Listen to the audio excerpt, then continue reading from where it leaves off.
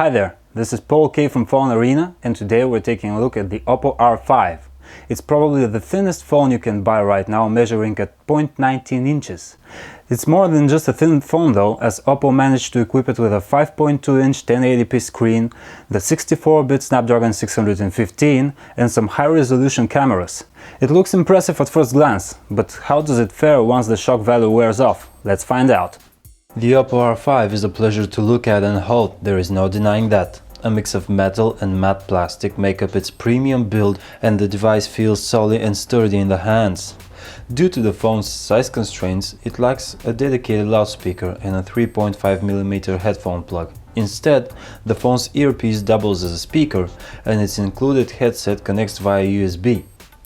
All of these sacrifices result in a uniform body with no excessive openings and grills. The phone fits nicely in the hand, and despite its slim profile, weighs just about as much as any other mid-ranger in the market. Its buttons are comfortably placed, clicky and stable, though a bit shallower than we would like. The 5.2-inch AMOLED display has a 1080 by 1920 resolution, which results in a 424 pixel per inch density, or in other words, a pretty crisp image. Its color temperature measures at about 8011 kelvins, which leaves the picture looking pretty cold with a pronounced bluish hue all around. This, combined with the AMOLED's tendency to show oversaturated and aggressive colors, results in a pretty inaccurate image reproduction. The panel's minimum brightness measures at around 2 nits, which is great for viewing in the dark.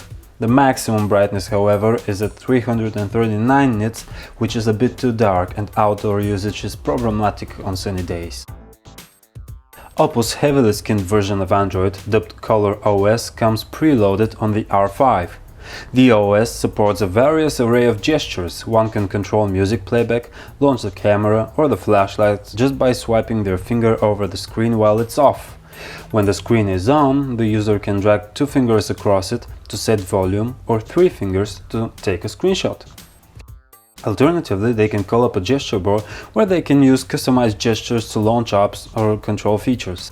In our experience, the volume and screenshot controls are great, whereas drawing on the screen to get an app open is much slower and less reliable than actually launching the app yourself. Other interesting features include a wide array of themes and effects, and even the ability to link on-screen weather effects to your current theme. A fun-looking music widget and an interesting camera widget, which allows you to take a picture from the home screen, are also present. The interface moves smoothly, although it feels slow to respond, which is just a bit annoying, especially if you're coming from a snappier phone. That being said, there are no constant stutters or hiccups, and the user experience is mostly a pleasant one. The Oppo R5 is one of the few smartphones equipped with the octa-core 64-bit Snapdragon 615. The chip is coupled with 2 GB of RAM, and in our experience, it's tough to get a stutter from this phone. Websites opened easily, load times were fast, and scrolling through was a breeze. Gaming on the R5 is also a pleasurable experience. Games generally run smoothly and without a hitch. The device does tend to get hot, though that's to be expected with its thin size. Oppo promises that it's used materials that radically improve thermal efficiency, though we'd stay on the safe side and say that excessive gaming with the R5 is not a good idea. Unfortunately, the phone's size shows to be a hindrance again, as Oppo only fitted it with 16 GB of internal storage, 4.5 of which are taken by the OS, and there is no slot for an external memory card. With such a dense pixel per inch ratio, the screen makes it easy for us to navigate web pages. The handset's performance allows us to scroll through heavy sites with ease.